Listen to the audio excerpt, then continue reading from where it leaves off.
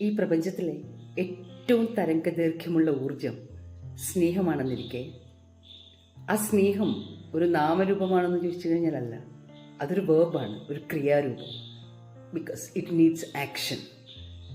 സ്നേഹത്തെ പരിശീലിച്ചെടുക്കാൻ പറ്റുമോ എന്ന് ചോദിച്ചു കഴിഞ്ഞാൽ പരിശീലിച്ചെടുക്കാൻ പറ്റില്ല എന്ന് എല്ലാവരും പറയാം. പക്ഷേ സ്നേഹത്തെ, സന്തോഷത്തെ പരിശീലിച്ചെടുക്കാൻ സാധിക്കും. ജീവിതത്തിൽ എന്തെല്ലാം കാര്യങ്ങൾ നമ്മൾ പരിശീലിച്ചെടുത്തിരിക്കുന്നു.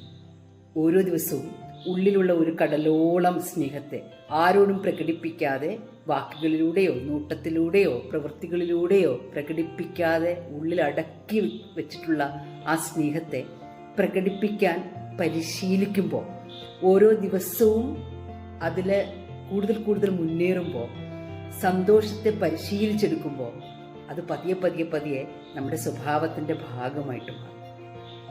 സ്നേഹമുള്ള വർത്തമാനത്തിലും സ്നേഹമുള്ള ലോകത്തിലും സന്തോഷമുള്ള വർത്തമാനത്തിലും സന്തോഷമുള്ള ചിരികളിലുമൊക്കെ ഈ ലോകം കുറച്ചുകൂടി മനോഹരമായ ഒരിടമായി തീരട്ടെ.